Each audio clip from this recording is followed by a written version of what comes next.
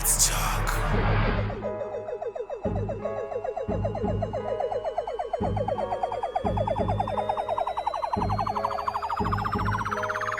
Let's talk.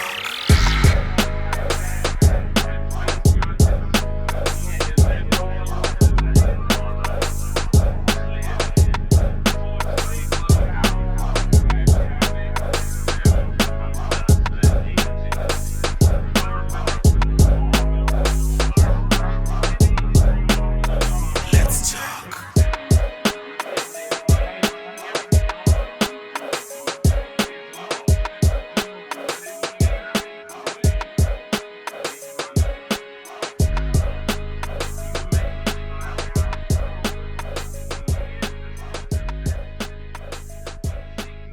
All right, welcome everybody to the Conversation Podcast. Thank you for subscribing. Thank you for tuning in today. We appreciate you. We appreciate the time that you're going to give us. Today, I'm going to be having a conversation with a young man. He's actually not young. He told me. Thank you He's for not the that thank you young. for the compliment. He's actually not that young. You know what I mean? He's old as fuck. We're going to have a conversation with Gerry Nhlapo. He's a good friend of mine. I actually met him like a couple of months ago, actually, and I was so intrigued by him. I wanted to have him on the show. Like, asked him for months, and he didn't want to come on. And someday he just gave me a call and be like, "Okay, I want to come on, do your show." story. I was like, "Okay, cool."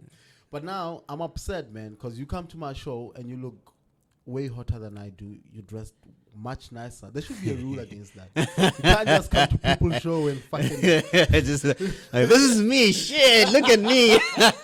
look this good. Yeah. It's great. So, Gerry, we are going to have a conversation about you, about your life. You've built up a career, like a solid career, and you are viewed in the industry as, you know what I mean, that marketing guy. Yeah. You know, so I like these conversations because I'm not in the marketing space, but Yeah. I want to know about the marketing Yeah. space. But today's conversation is more about your personal life, and then we're gonna move to the marketing space. Yeah. So you sent me a link with your the article that you wrote for Mandela Day and all of that. So I would like for you to start with just reading the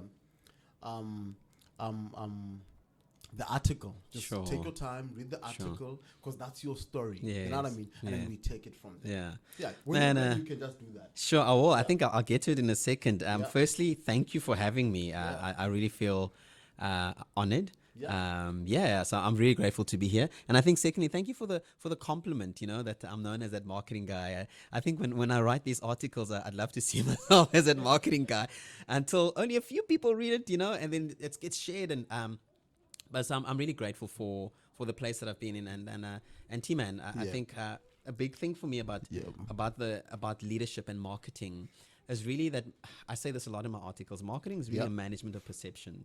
I mean, you've got a very fancy Starbucks mug here. You know? But what is it that this mug says about me? You know, what does it say about you, and why should I get you to buy it? And oftentimes we don't look at the person who's actually putting it out there, you know. So, and that's actually what motivated me to do this. I'd love to be an exceptional leader one day. I'd like to think that I'm learning. I'm in training. But I needed to own my story first. Okay. And this article is actually it's in episodes of 7. So there's 7 things that come out, and in later conversations we'll speak about Jewish mysticism in terms of numbers are important. The number 7 is important. The number 40 is very important. What does it mean? When we say that God is the Trinity, what does that mean? So a lot of things we take for granted, but numbers mean a lot. Why is it that we have 12 months in the year? You know, why is it that the guys out in the East do a lunar calendar and they add a year? So thank you for the age compliment. Yes, I want everyone to know I'm 41 years old. I can't believe it. Imagine, bro. 9 years from 50. Hey, it's shocking. I look older than you by like 5 years is what I'm saying. No, I don't know what you're doing. How am I going to get a truthful interview with you and all the compliments? Because I'm like, yeah, look at me. No, but that's the truth, bro. Like, people are going to Thank see you, this. thank They're you, going to be yeah. like, yo, is this guy older than you? Yeah, thank And you. you're It's actually, all the running. It's all the yeah. running. So, I mean, without further ado, I'll take you into the article and then let's have a heart chat. Sure. And feel free to ask me anything. Of course. I've been saying to This will be my last. This will be my outro. Yeah. I've been saying to the kids. So I volunteer teaching hours at a school. Okay. At Cathkin High School. I was schooled on the Cape Flats. It'll come out a bit later in my story. I was schooled on the Cape Flats, and I say a lot to those kids that you've got to just own who you are. First, be proud of this person. You know, because once you're proud of this, then nothing kind of stands in your way. And I think Nelson Mandela did that so beautifully for us. But anyway, we can get into the article. Yeah, And then, let's do that. Okay. Our deepest fear is not that we are inadequate. Our deepest fear is that we are powerful beyond measure. The above quote is often incorrectly attributed to Nelson Mandela. In fact, it is not his, however, from a book by Marion Williamson, A Return to Love, Reflections on the Principles of A Course in Miracles. If you read the quote and reflected upon it, it would spur you on towards action. It is this action that I want to reflect on within the context of Mandela Day. It is that time of the year again when corporate companies will rally you, in fact all of us, to do some goodwill for our fellow mankind over 67 minutes on the 18th of July. And I strongly encourage you to do it. And if you haven't done it yet, I still encourage you to still go and do your 67 minutes. However, how many Mandela Days have we had, T-Man, in the past 11 years since the celebrating inception of this day by the United Nations in 2010? Notwithstanding the fact that some groups already within the ANC had started celebrating this day as early as 2009. However, can we honestly say that much has changed? Can we say that we've progressed as a people, that we've progressed as families? Can we look ourselves in the mirrors and say, man, my community is different since the inception of this day? How much more the country? I mean, we know what's happening in the country at the moment. And I noted in that specific order for a reason, because any discipline starts with me. I then create it in my home. I then carry it out into my community or to my school, and it will eventually have a ripple effect in my country and the rest of the world. Here's the point. We can celebrate as many Mandela Days to come, and we will still see very little or no change if we persistently avoid owning our stories in capital letters.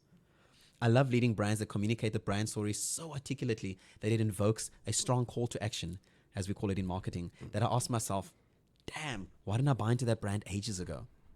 I believe an exceptional leader makes her or him exceptional because they have taken responsibility of owning their stories first. I envision myself as an exceptional leader in training and still learning every day. So I'll set the example by owning my own story over Mandela Month. And that culminated yesterday onto the 18th. I challenge my fellow corporate leaders to do the same.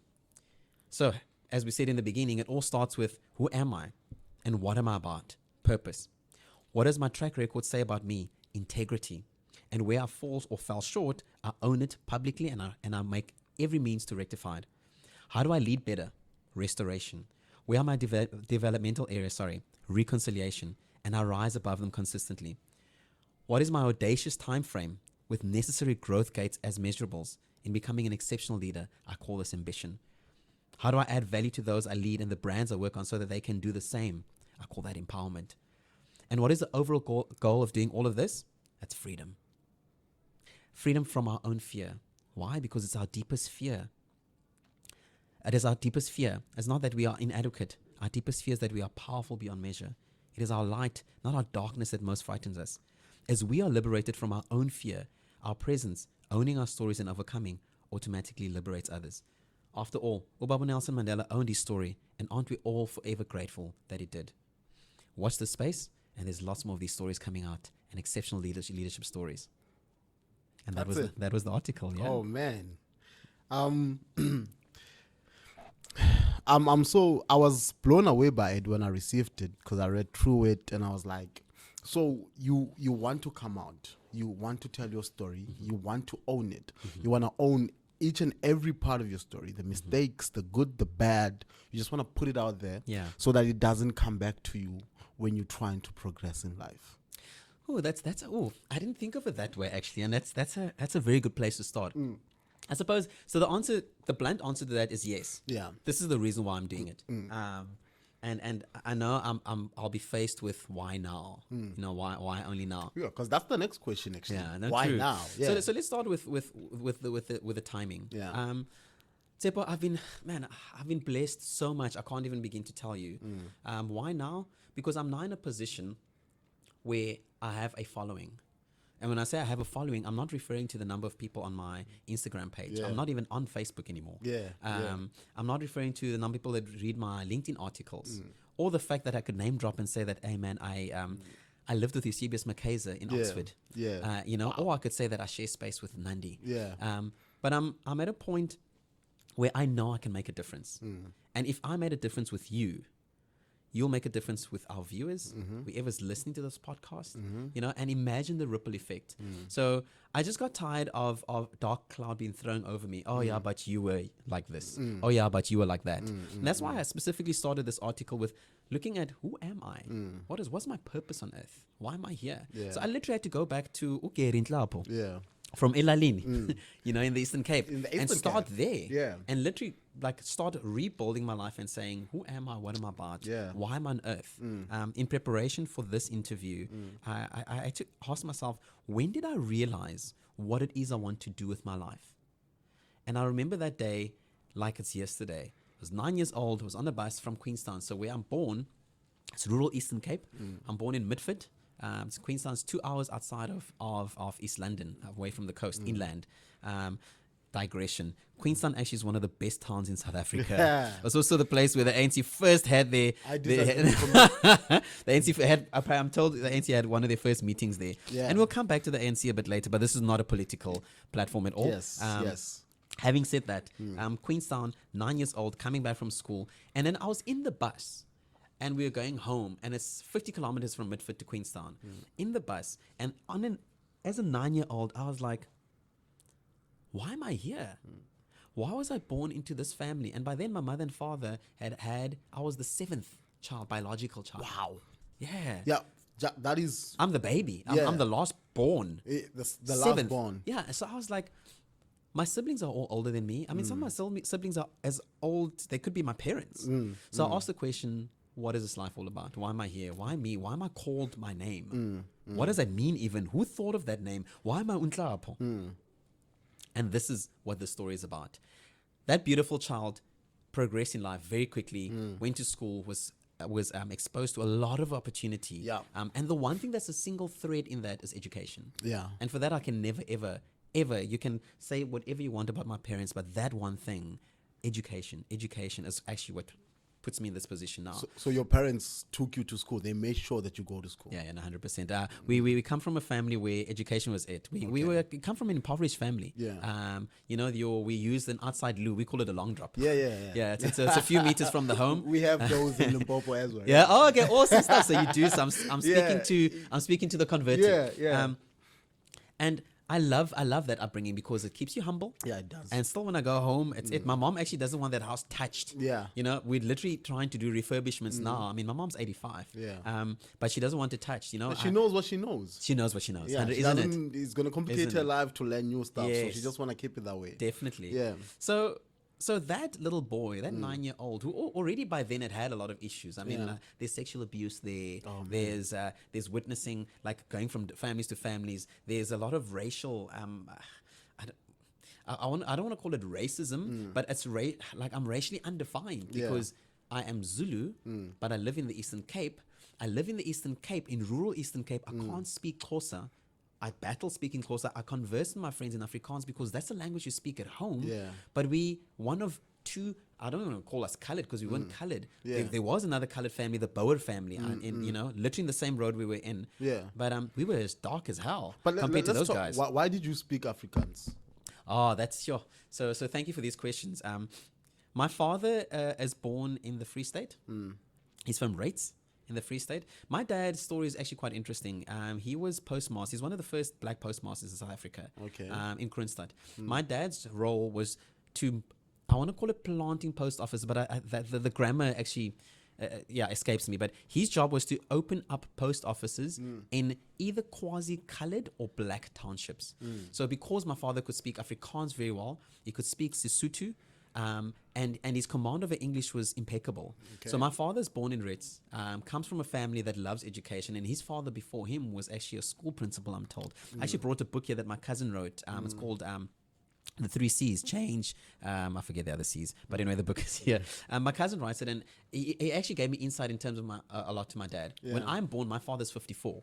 My mother's 44, to give you an Really? idea. Yeah.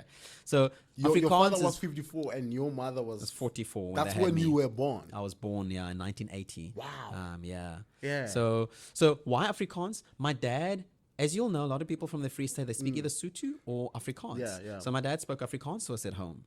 So that's the language I grew up speaking Okay, on the farm. okay. I also did my subjects at St. Theresa's Primary School in Afrikaans. Okay, My father very wisely actually decides in 1990, says to me, listen, you're going to switch. You need to do English because where the country is going, you're going to have to be able to speak English. Yeah. And Afrikaans is a dying language. Yeah. And I've got lots to tell you over brandy. We can talk about how Yeah. Afrikaans, the language, actually is a dying language.